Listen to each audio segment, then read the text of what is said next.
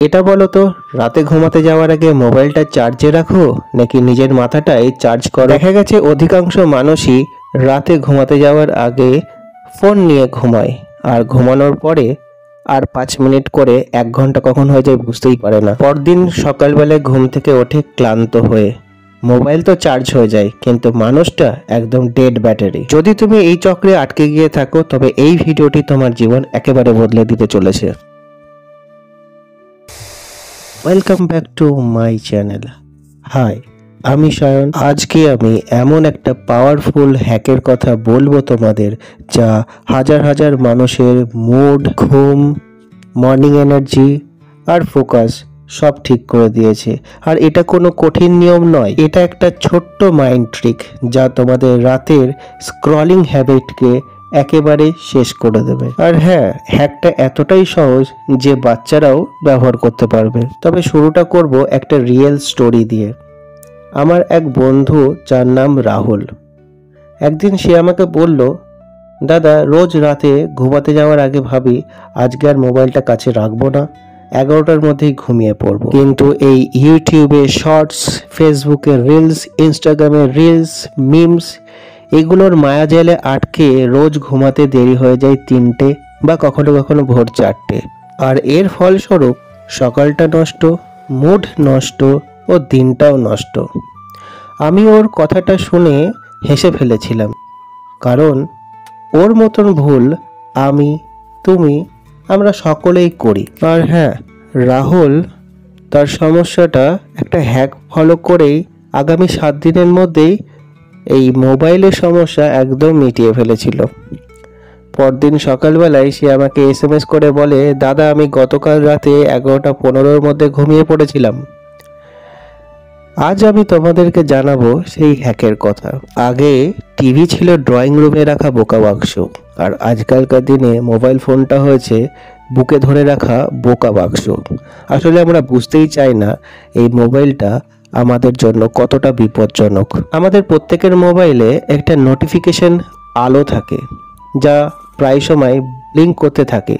ওই আলোর রংটি নীল, আর এটি আমাদের মস্তিষ্ককে বারবার বলতে থাকে তুমি জেগে থাকো। আর এই জেগে থাকার কারণে আমাদের মস্তিষ্কে মেলাটোনিন কম ক্ষরিত হয়, যার ফলে ঘুম আসতে দেরি হয় বা ঘুম আসতে চায় না। আর এর ফলস্বরূপ পরের দিন সকালবেলায় তোমার মুডটা হয় খারাপ, দিনটাও খারাপ যায়, আর তুমি হয়ে পড়ো ক্লান্ত। মানে তুমি ঘুমাতে চলে যাও কিন্তু তোমার মস্তিষ্ক একেবারে ঘুমায় না। আচ্ছা দাদা, সমস্যা তো অনেক বললে, এবার সমাধানটা বলো। হ্যাঁ হ্যাঁ, অবশ্যই বলবো। সমস্যাটা খুব সহজ। আসলে এটা একটি সাইকোলজিক্যাল ট্রিক বা পরিবেশটিকে পরিবর্তন করা। রাতে ঘুমাতে যাওয়ার 1 ঘন্টা আগে নিজের ফোনটিকে একটি নিষিদ্ধ জোনের মধ্যে পাঠিয়ে দাও।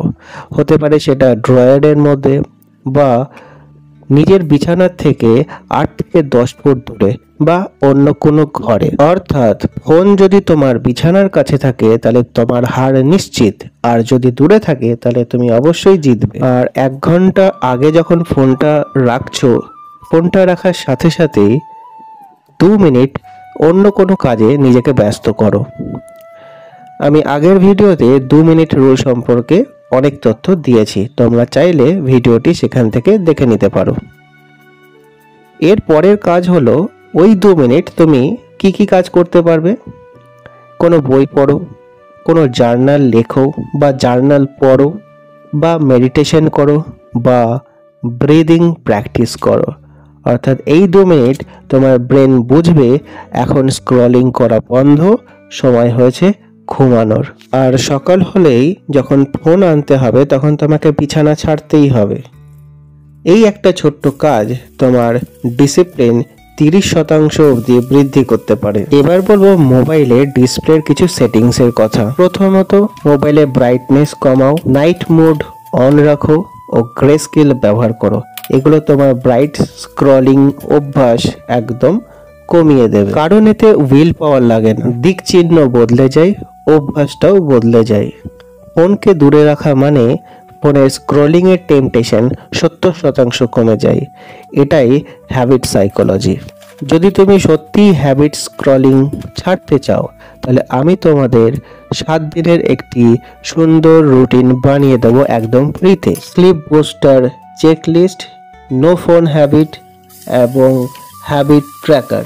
আজ রাতেই bed time drop off hack ব্যবহার করে দেখো আর কমেন্টে লেখো tonight I am breaking the scrolling habit.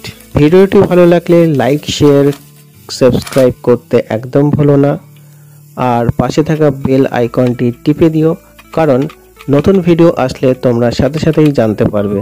আর এটি একটি হেলদি অভ্যাস, আর হেলদি অভ্যাস মানেই সফল জীবন।